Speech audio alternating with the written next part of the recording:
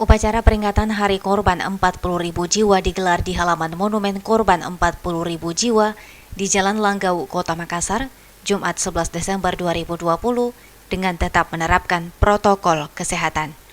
Sejumlah pejabat di lingkup pemerintah Kota Makassar nampak hadir seperti penjabat Wali Kota Makassar, Ketua DPRD Makassar, Kajari, dan pejabat dari Polrestabes Makassar.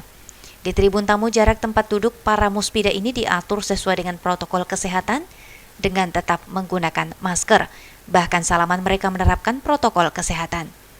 Di lapangan upacara, peserta upacara dari kepolisian, TNI, dari 3 Matra dan ASN juga menerapkan protokol kesehatan, mengatur jarak dengan baik. Wakil Gubernur Sulawesi Selatan Andi Sudirman Sulaiman hadir sebagai inspektur upacara.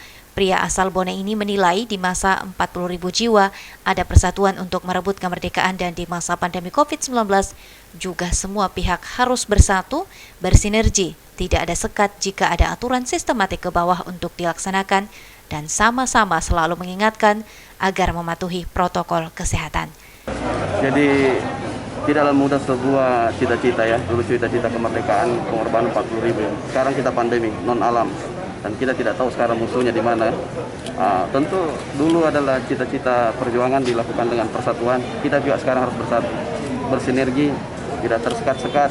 Ketika ada aturan langsung terus sistematik sistemik ke bawah, langsung dilaksanakan secara bersama. Pada kesempatan ini, Wakil Gubernur Sulsel memberikan secara simbolis bantuan kepada veteran sebagai bentuk kepedulian, apalagi di masa pandemi. Ilham Cevi, Fajar TV dan Fajar Radio melaporkan.